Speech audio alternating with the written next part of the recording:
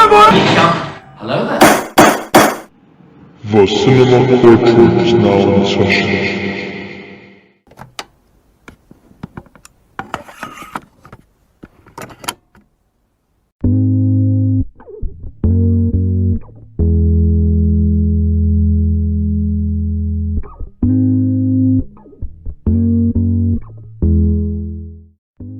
Ladies and gentlemen of the jury, welcome to the Cinema Courtroom, a podcast where your favorite blockbuster movies await trial with your host and galactic judge, Makram Mark. Do not forget to like and subscribe on whatever streaming platform that you're tuning into, whether it be SoundCloud, the Cinema Courtroom YouTube channel, or Spotify, because every click on the icon counts. Don't forget to ring the notification bell and share this podcast with your friends, family, dog, cat, pigeon, whomever. Now, without further ado, let us begin with our review topic. There is one character who is an icon of pop culture as a whole and strikes fear to the hearts of criminals. His parents were executed in cold-blooded murder. He dons a black mask. He is vengeance. He is the Knight, and he is Batman, also known as the world's greatest detective. Yes, I went to grab an early showing of the Batman 2 weeks ago, and I got to watch the movie, and now I'm going to review it in its entirety. But before I talk about the film, if you haven't gotten the chance to see the movie like I have, then please stick around for the spoiler-free segment of this review, and afterwards you may bookmark this podcast and listen to it later after you watch the movie in your local cinema near you. Or alternatively, you can skip past this review and listen to other things that I'm going to talk about in this installment of the Cinema Courtroom podcast. It's up to you. Now, without further ado, let's jump straight to the point. The opening of The Batman is a monologue from Bruce Wayne, and without giving much away, this monologue sets the pitch of the movie.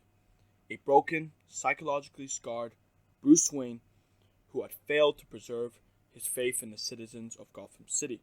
Gotham is a hellstorm, mobsters and crime families are flowing through the city like flies, and look, there are a list of 6 things that I wanted to behold in the Batman. I go more in depth about these particular things in the Cinema Courtroom website blog. Find www.cinemacourtroom.com for 6 things I wanted to see in the Batman blog post. The link for it is also in the description box below. It does contain spoilers, so again, if you haven't seen the movie yet, make sure to do so, and that way you'll appreciate our discussion more, as opposed to having the movie ruined for yourself and feeling let down by this discussion. I digress to say, the things I wanted to see in the Batman was, for one, Catwoman. She was the number one thing I wanted to see, actually. I wanted to see her kick ass. If you look into any wiki site that pertains to this character, you will find that she is skilled in martial arts, thievery, disguise, stealth, and finally and foremost, her ability to form strong bonds with cats. It would be a missed opportunity if those abilities were just granted a stingy spotlight in the Batman film. I wanted to see Wayne family corruption, because remember, Batman is all about inner challenges and fears and overcoming societal injustice.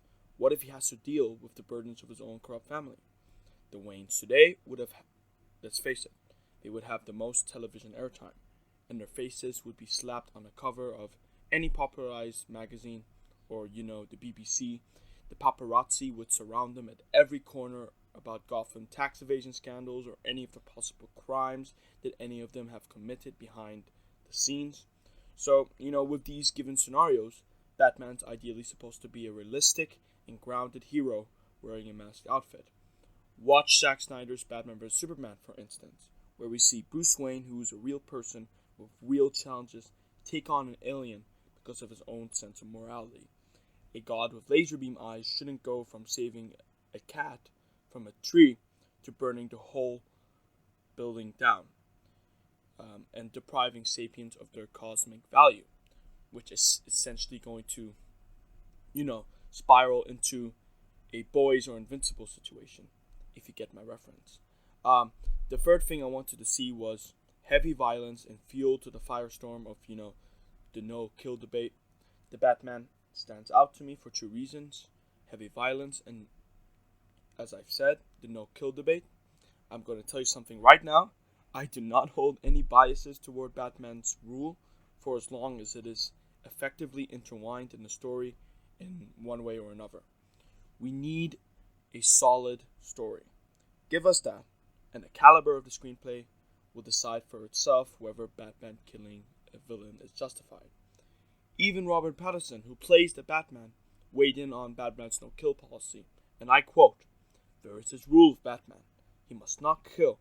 It can be interpreted in two ways. Either he only wants to inflict the appropriate punishment, or he wants to kill, and the self-control prevents him from doing so." So ultimately, Batman wants to refrain from citizen execution. Another thing that I wanted to see was solid villains being incorporated into the film.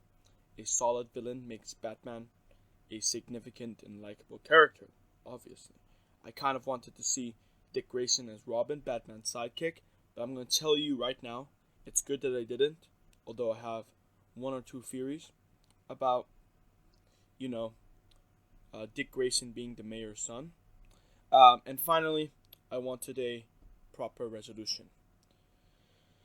All of that being said, I am proud to say, as someone who has listed Batman as my number one DC character, this movie ticked the box for all of these things. I enjoyed seeing Catwoman. Her story arc was pretty interesting. It was quite intriguing, actually, and my eyes were literally glued to the screen when we dive deep into the corruption behind Thomas Wayne and the mayor. Political jazz at its finest. We get a scene that talks about Batman's one and only rule, and we got that proper resolution. Like, I couldn't have been happier after I got out of the theater to see Batman. The soundtrack, the lighting, editing, cinematography was off the charts, and it raises the standard high for the comic book genre since Logan, which is another amazing film that I'd recommend, by the way. And the Batman showcased who Bruce Wayne and the Vigilante was really about. It was dark and gritty, which I immensely loved, and the Riddler is the second best Batman villain I've ever seen in live action. Catwoman kicked ass. I was very fond of the noir aesthetic and exceptional storyline. Granted, there was one con, which may not even be a con the more I ponder about it. Like, a few particular threads were just left unresolved, but, I'm fairly confident that they're going to greenlight a sequel.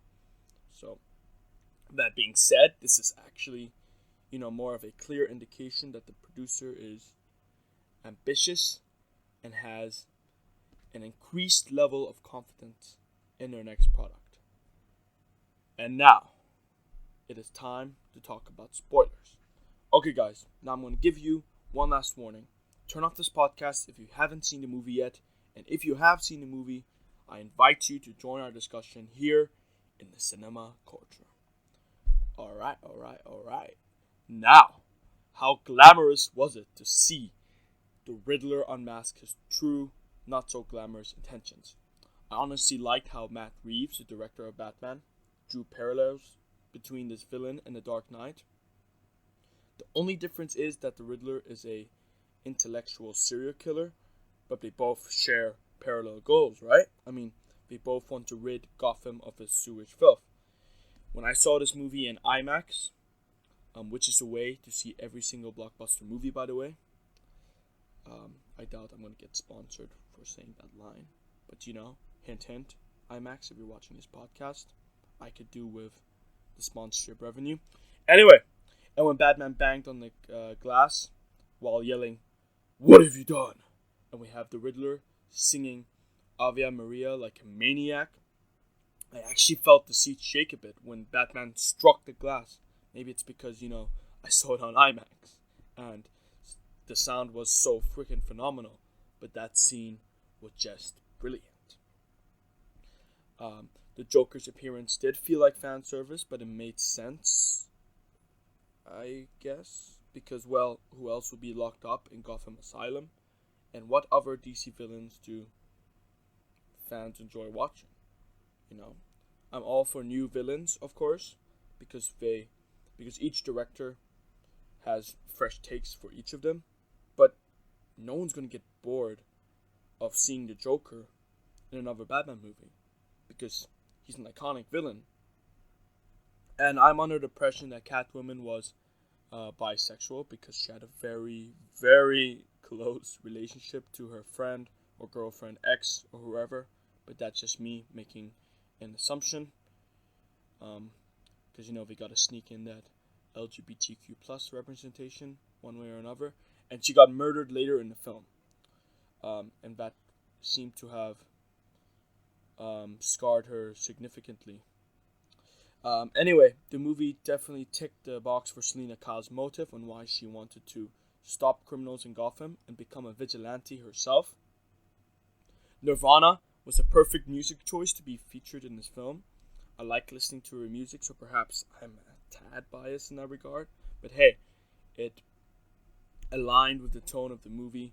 It fit really well, especially if you would consider Nirvana's lead person, Kurt Cobain, who, the more I think about it, probably inspired Bruce Wayne's whole demeanor and deviation from the Playboy persona in the Batman movie. Like, the more I think about it, the more of it actually sounds awesome. I mean, how cool was it to finally get a high-budgeted noir iteration of the Batman? How cool was it to watch Batman and Commissioner Gordon, who I also enjoyed in the movie, pick up the Riddler's clues. Sorry. Oh, and when Alfred presumably died after the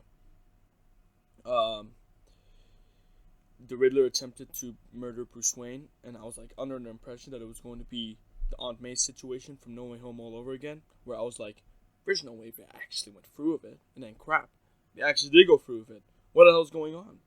But it turns out he survived the explosion, which meant that Alfred had a reduced numbers of screen time in the movie, which I don't really mind, as he still elevated Bruce Wayne's character and revealed the truth about Falcone to him in the end in the hospital bed. But speaking of Falcone, Carmine Falcone was a well-written character. His role in both Thomas Wayne's murder and corruption was revealed in a clever way because, at first it was like shocking enough that Falcone killed someone under the request of Thomas Wayne, allegedly. And then at the same time, Falcone executed Thomas Wayne, so Thomas Wayne won't go to the police. It's funny how, Falcone made Gotham's police his miniature pawns on the chessboard, his obedient dog. He tells them to wag their fluffy tails. They'll wag their fluffy tails as though the world's ascending to its end. And if he tells them to, I don't know, light a fire, they'll show up with a river of oil and burn down the whole village. I mean, look, the point is, Falcone reminded me of Kingpin from Daredevil, and I honestly dig that resemblance, minus the muscle fat, because he looked like a skinny bastard. And Catwoman being his daughter, which invoked a lot of Godfather vibes. It's just sheer brilliance. Another secondary villain I liked was the Penguin, who was the only character who said one comedic line in the entire movie. And hey, I mean, I actually wanted, contrary to popular belief, I wanted the Batman to be humorless, because the Batman is a no-joke character. You need to handle him with seriousness and respect. But Penguin's one comedic line just flowed. It wasn't just shoehorned in to get a quick laugh. I mean, maybe it was, but I wasn't under an impression that that was the case. Oh, and by the way, while we are still talking about Falcone, the way Penguin shot him gave me Jack Ruby and Lee Harvey Oswald vibes. In fact, is it really a coincidence? Hear me out. Penguin has a similar face to Jack Ruby, or is that only me? Because it might just be me. Okay, I might just be delusional here. The third act of the Batman was my favorite part of the movie, the flood, which was caused by the Riddler was a visual spectacle to behold. It felt like an actual terrorist attack. It wasn't just aliens falling out the sky. It was simply a devastating flood that just carried the weight of any apocalypse. It didn't even have to be supernatural. We still felt, the weight of it. When Batman jumped into the water, call it a baptism if you will, and rose from it to save the people, I was all for it. And I just want to re-emphasize again, the cinematography and lighting sung in that particular scene. Like, watching Batman carry an actual torch was a good touch of symbolism, because in this dark and gray movie, the Bat Vigilante was the primary source of light, which I don't think critics on Rotten Tomatoes could comprehend as much as true Batman fans did on who the Batman is really about. The Batman is dark and he's serious, but at the end of the day, he's a beacon of light. He's a light source for Gotham citizens.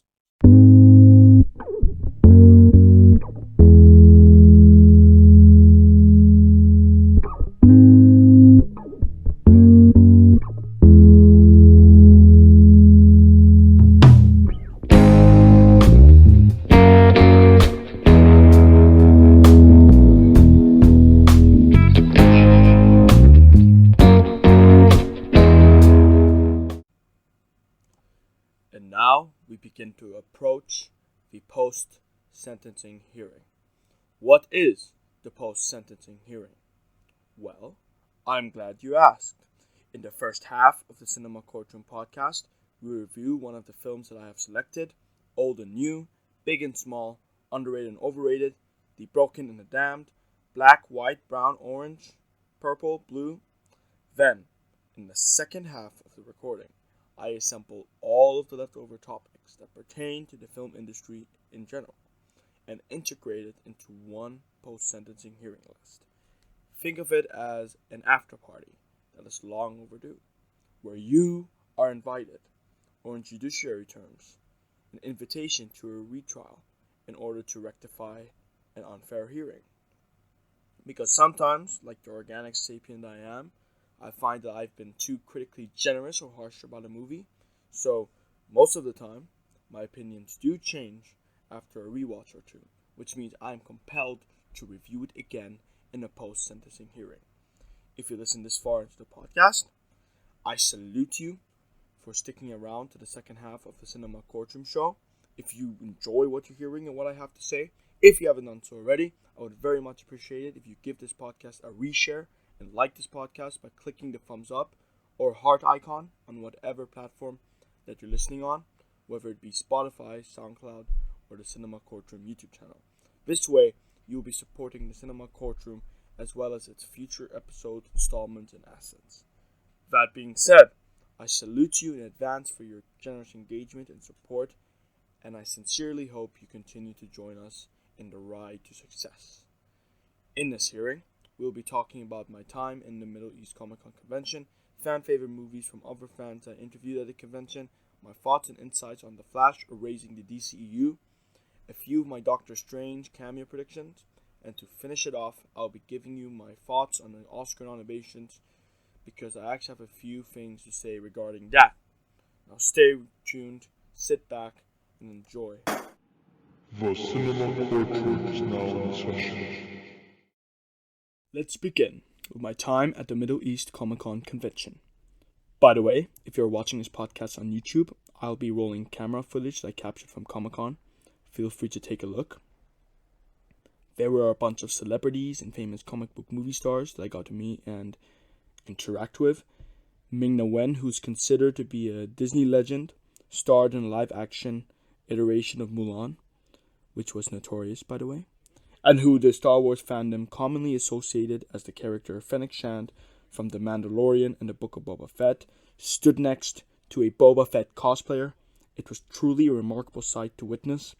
I also met Barry Keoghan, who plays Droog in Marvel Studios' Eternals, and a major character in the latest DC movie, V Batman.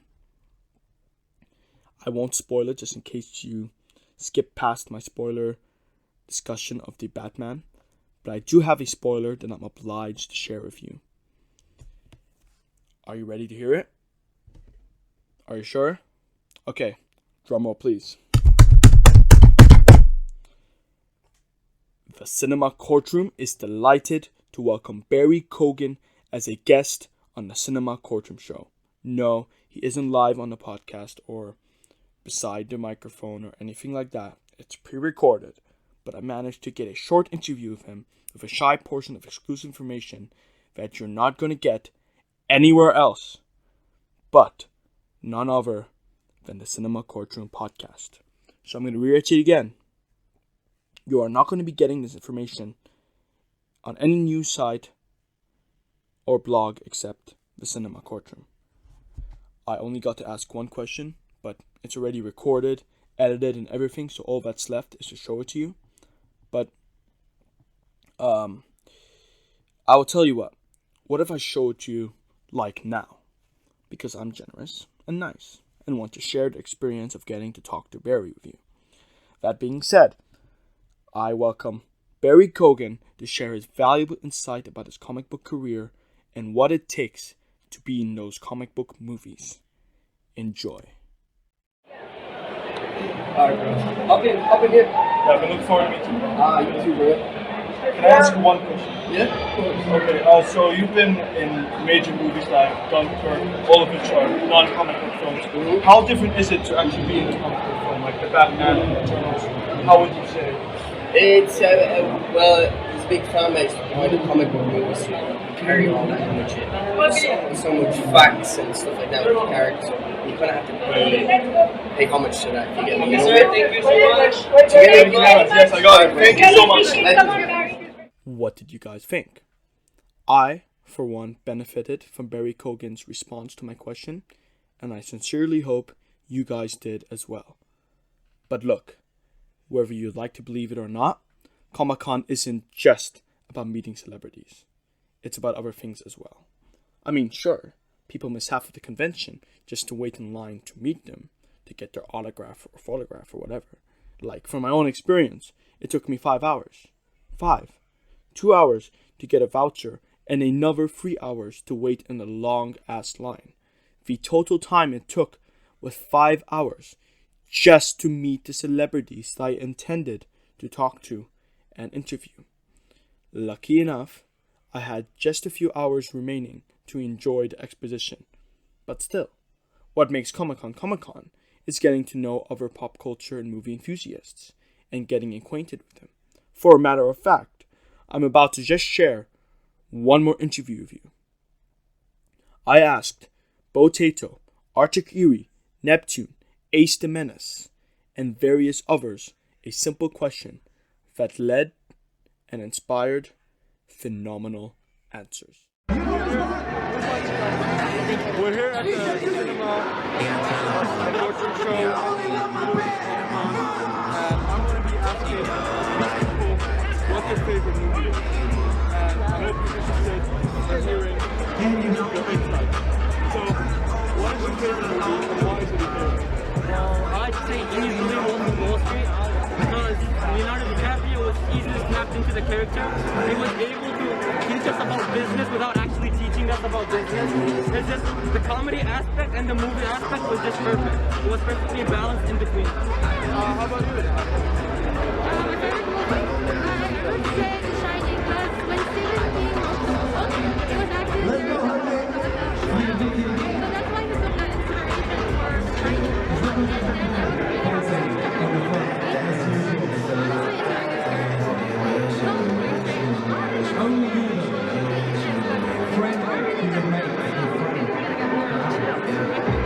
Yeah, Stephen King's source material is phenomenal. I agree with you. And how about you? My favorite movie is The Joker. They did an absolutely great job at his I also think the visuals in the movie as well as the choreography, not the choreography, the score of the movie is absolutely amazing. And I think the acting of everyone in that was just spectacular. Yeah, it was just amazing. My favorite movie is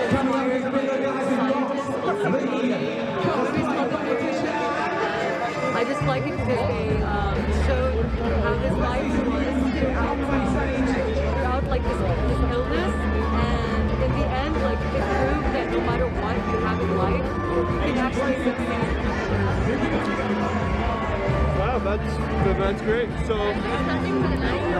yeah, I suppose that concludes the interview. Thank you guys for tuning in, and I hope to see you guys in the near future. Thank you again to Potato, Arctic Eerie, Neptune, Ace the Menace for your valuable time and agreeing to be on the podcast. Make sure to follow Potato on Instagram, Potato_, for their brilliant cosplay and brilliant aesthetic art. I want to conclude my time in the Middle East Comic-Con convention with what I think Comic-Con contributes to the well-being of society.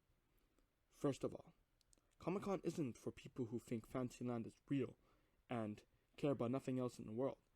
Let's get that misconception out of the way, because it's apparent that some deluded people have succumbed to believing such conceptions. But to me, Comic-Con assembles all people from pop culture together. It is where all aspects of popular arts are on a collision course, not in a negative way, but in an epic crossover way. Harry Potter, anime, Star Wars, Marvel, DC, Dark Horse Comics, horror, How to Train Your Dragon, other sci-fi fan bases, other fantasy fan bases, documentary fan bases, biopictures, and much more. If I had mentioned them all, it would take a gazillion podcasts to get through them all. It is quite extensive. The point I'm trying to illustrate is that Comic-Con brings everyone together, and that in itself is a notable and commendable thing. Nerd and geek culture has just become so mainstream. Enjoying comic books and comic book movies is like enjoying a favorite sports team or music band. Comic-Con is a culmination of all of these pop cultural elements, and I couldn't have enjoyed going to Comic-Con Middle East more than I did a few weeks ago. If any of you got the chance to visit the expedition, what did you think of it? Do you concede with what I said? Let me know in the comment section below. I'm very interested to read your interesting thoughts.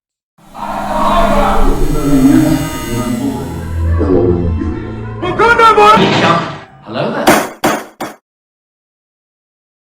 Have any of you guys been reading news on The Flash lately? You know, the one movie that will flash the theaters on the 4th of November, 2022? Yeah, that's the one I'm going to refer to, as well as what I think about The Flash potentially wiping out the DCEU from existence. And look, I am a huge fan of Zack Snyder. I think that Man of Steel, Batman vs Superman, and his legitimate Justice League movie, not the one that was directed and re-edited for the theatrical version by Scumbag Whedon. The Zack Snyder cut of the Justice League is the best of the DCEU so far, with all due respect to Shazam, Aquaman, and the Suicide Squad. I think Zack Snyder is the face of the DC Extended Universe. It's honestly a damn shame that he won't be, from our comprehension, directing a Justice League sequel. The morons at Warner Brothers have decided, you know what? We're parting ways with Zack. We don't need him, despite the fact that his version of the Justice League boosted subscription numbers on HBO Max and drove consumers to their platform. But hey, we don't need Zack. He's too dark and edgy. Batman should have taken Robin's death like a champ and moved on. Batman's not a human. Come on. Batman can't have feelings. Come on. He's not allowed to make mistakes. He's the Gandhi of the DCEU. Batman should be good old pacifist Batman. You know why? Because the comics say so, and page-by-page comic adaptations of a comic book always make a screenplay good. My point is, Zack Snyder's unique vision of his Snyderverse went over the studio's heads, and so they're utilizing the Flash movie to cement their decision to cut ties with him, which I think is childish and petty. It's almost equivalent to two preschoolers fighting over a fire truck, and then one of them decides to launch a nuke on the person playing the toy. They're essentially going to, adios Jack, our egos are too inflated to come up with a proper justification to why we're going to taint your vision that generated substantial success. let us make a high budgeted movie just to make the ridiculous point that the DCEU is no longer canon. Let's not accept our mistakes. Okay? Let's go out on a limb and say that the Zack Snyder hasn't been giving the studio good content. Let's just say, let's go with that perspective. Let's ignore our mistakes and completely erase them from existence, despite the fact they're all on physical media and on, some of the streaming platforms, on HBO Max and on Blu-ray. Let's just somehow spend a huge amount of funding just to make the point, in our lame efforts to say the DCEU is decanonized and it's essentially a clean slate. And look, there are issues with the DCEU. I will give him that. Suicide Squad, the one not directed by James Gunn and not fully directed by David Ayer, was a mediocre movie. I never finished, nor do I intend to finish it. I stopped watching at 3:21 timestamp of the movie, by the way. Don't ask why I kept track. But then we got the chance to behold the Suicide Squad directed by James Gunn, and the film is pretty damn good. That being stated, are the Warner Brothers implying that a few bad apples should justify the Flash demolishing the whole tree? And look, I'm not a studio head, and I fully take into perspective that you expected a certain box office margin that you didn't get, and that's totally fair. But then again, this is why after the Flash movie is distributed to theaters worldwide, you might have no chance of competing with Marvel if the rumors of the Flash erasing DCEU indeed comes true.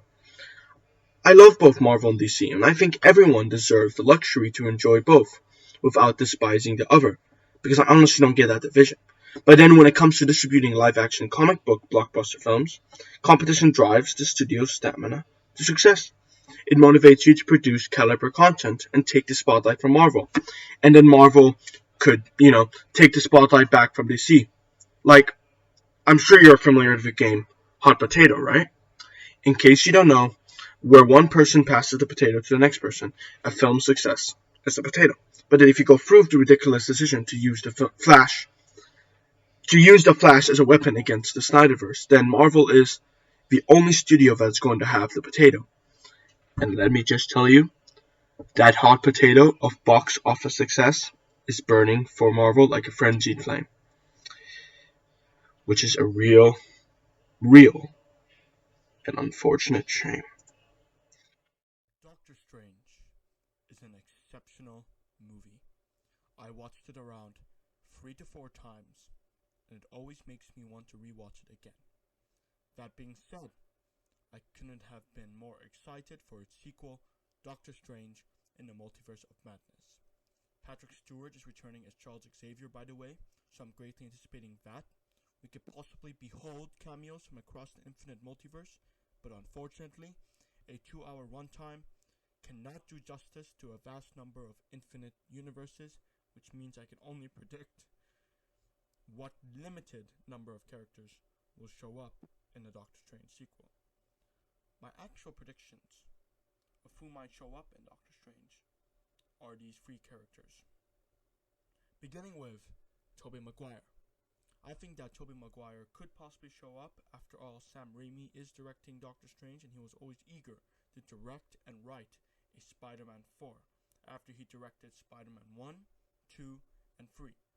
So maybe, perhaps, we could see Tobey's Spider-Man show up then to inform Stephen Strange about the events of No Way Home that had occurred and that he magically erased at the end of that movie in order to push back the multiversal villains and prevent them from wreaking havoc. I mean, it sounds plausible. My second prediction is Deadpool. He is canon in the X-Men universe, and at the end of Deadpool 2, he messed around with the fabrics of time, something that the Illuminati or the TVA will not take very lightly. And what better way to inject a nostalgia drug to Wolverine fans by having Wade Wilson and Logan interact again or team up or anything along those lines. A callback to X-Men Origins Wolverine. On the other hand, Doctor Strange is going to be centered on the horror genre, so perhaps having Deadpool appear in the movie would disrupt the flow of a specific genre and turn this movie into a comedy like Thor Ragnarok. Such genres should be isolated from horror. At the same time, they could maybe add Deadpool there and not have him say anything. Ryan Reynolds himself said that he will not be reprising his role as Deadpool. Might it be an Andrew Garfield werewolf situation all over again? Who knows? Who knows? The point is, maybe Ryan Reynolds is actually telling the truth. But that doesn't mean someone in a Deadpool suit or a Deadpool variant won't make a cameo, even if it's just for a few seconds or minutes. It turns out that he is also in the Doctor Strange in the Multiverse of Madness official poster. If you zoom in one of the corners, you will see a silhouette of Deadpool telling viewers to shush. Deadpool 3 is also in the works at Marvel Studios, so maybe Doctor Strange 2 could tie into that third movie, whether it be through a scene in the movie itself or a post-credit scene, similar to how they approached Venom. In Venom Let There Be Carnage, Venom was warped into the Marvel Cinematic Universe through the multiverse as a result of Doctor Strange's spell to make the world forget that Peter Parker is Spider-Man. But then we only saw Venom again in a post-credit scene in Spider-Man No Way Home. So he wasn't actually in the movie per se. The possibilities are endless now that Charles Xavier, the mastermind of the X-Men, is officially going to be in Doctor Strange, which means Deadpool may as well be in Doctor Strange as well. Speaking of X-Men, Wolverine has a more likely chance of appearing in Doctor Strange in the Multiverse of Madness, because A, he said that he won't even think about appearing in a Marvel project, whether it be with Fox or Marvel Studios. If Patrick Stewart isn't on board of it, then he ain't on board of it. It's that simple. Well, it turns out Patrick Stewart, for a matter of fact, was on board with reprising his role as Professor X, because if you watch the Doctor Strange in the Multiverse of Madness second to last trailer, you will find that Patrick Stewart, and you cannot tell me otherwise, okay, because you need to watch the trailer and, think for yourself that it isn't Patrick Stewart. That being said, it would make sense for Logan to show up and reunite with Patrick Stewart's Wolverine. A, because of the nostalgia factor. And I forgot to mention B on why Wolverine has a more likely chance of appearing, by the way. It's because Wolverine is an X-Men. And not just any X-Men. He's an iconic X-Men member. Just as Charles Xavier is iconic because he's the mastermind of the X-Men. The Wolverine is essentially the X-Men warrior, the X-Men knight, the animal. The list can go on of, the important and pivotal roles Hugh Jackman's Wolverine had in these movies. In X-Men Days of Future Past, he was the one that embarked in the mission to go back in time. If I remember correctly, it could have been Charles Xavier. So Charles Xavier was the second choice for these kind of big eventful missions. But then, of course, it was Wolverine as the first choice. So perhaps we could actually see Wolverine do something potentially huge in Doctor Strange in the Multiverse of Madness. That being said, some of you guys may have a different interpretation of the facts surrounding the Doctor Strange sequel and the theories and fan speculation, etc., etc. What do you guys think of who might appear in Doctor Strange in the Multiverse of Madness? Let me know your thoughts once again in the comments below. Now on to the final subject of the Cinema Courtroom. The last thing I want to talk about is a massive trend in the pop culture industry and a ceremony that only takes place once a year and has happened around like 93 times, coming around to its 94th ceremony in just 9 days, and it is the Academy Awards. I am going to talk about my predictions for what nominee is going to win the Best Picture category, whether it be Belfast, Coda, Don't Look Up, Drive My Car, Dune, King Richard, Licorice Pizza, Nightmare Alley, The Power of the Dog, West Side Story, an actor in a leading role category, whether it be Javier Bardem, Benedict Cumberbatch, Andrew Garfield in Tick Tick Boom, Will Smith in King Richard and Denzel Washington, and The Tragedy of Macbeth. I would ideally like to cover all of the Academy Award categories. However, that might probably just be for next year's 95th Academy Award. If you would like, I can still dedicate a future Cinema Courtroom podcast to what films deserved what category and which ones got snubbed. So I apologize again if you're expecting me to cover in-depth film editing, cinematography, visual effects, sound, actress in leading role, actor in a supporting role. I would totally see J.K. Simmons winning it. International feature film, adapted screenplay, costume design, animated feature film, directing, original music, and so many other categories. There's just so many things to unpack here, and you know what? I'm actually not even going to cover every single actor and every single movie from the two categories in this podcast, but as I said, a lengthy insight would be something, that would be long overdue and definitely belongs on a separate show. And I would definitely like to do it. Hence, I'm looking forward to recording that, hopefully in the near future. Now that I got that out of the way, let us begin with the odds of Don't Look Up for Best Picture. I'm going to be blunt here. There's no chance that Don't Look Up is going to win Best Picture. No chance. Sure, it got nominated because why else is it a freaking option? But I actually think it would have had a better chance of triumphing with Best Original Screenplay. Whether or not it should be even winning Best Original Screenplay can be left up to your own subjective interpretation. Despite that, from the way I see it, Don't Look Up screenplay concepts are quite original. For a matter of fact, it was original enough to deserve to be nominated. So that's something there. But I do not necessarily think that originality with a higher chance of getting struck by lightning or an apocalyptic comet, get it, correlates to a Best Picture win. Now, as of Dune, a high concept science fiction of a bestseller book series, it has a higher chance of winning Best Picture. Call me biased, since I'm not an industry professional, nor do I ever aspire to be one, because what fun is it?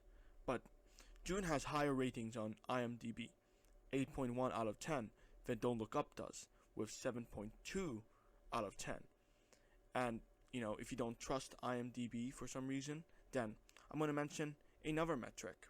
Dune has a 90% score on Rotten Tomatoes, while Don't Look Up has 78%, 12% lower, which, to be frankly honest, is not a negative look for a movie if it didn't get Oscar nominated.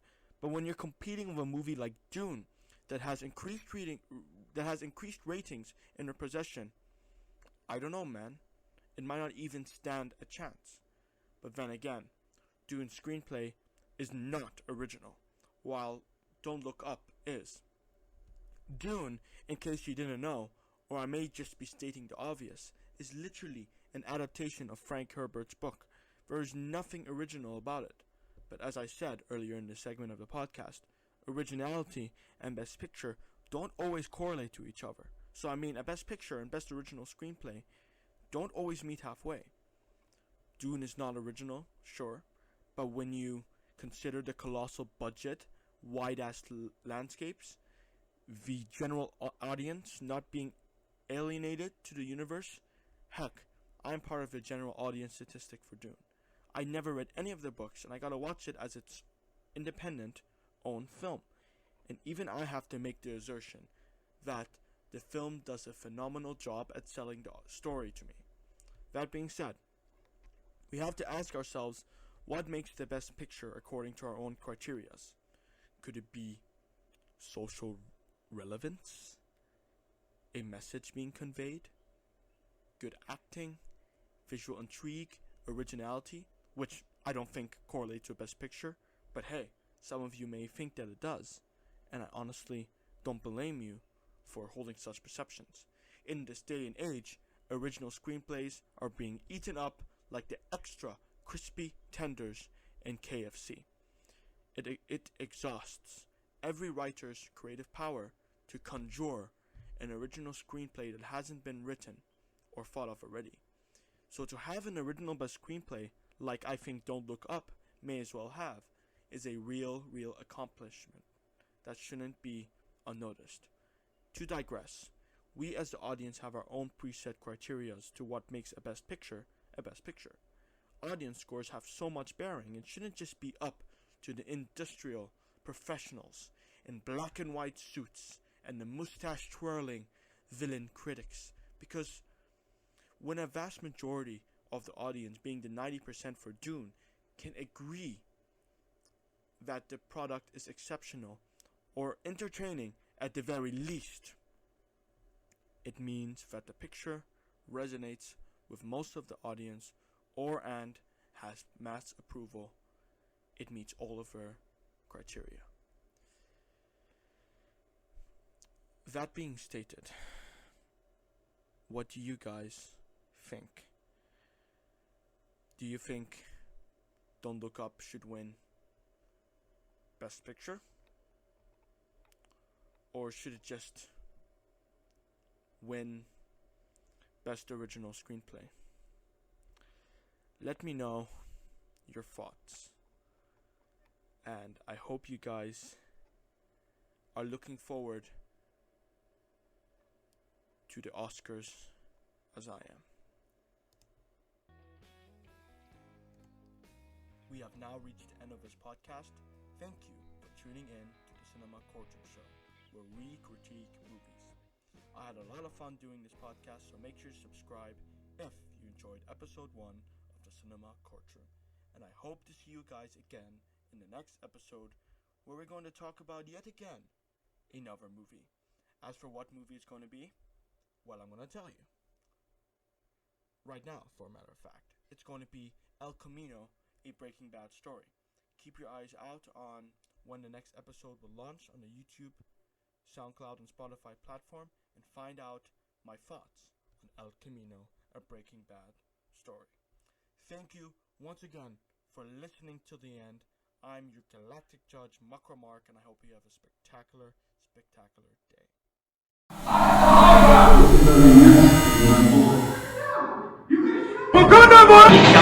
Hello there.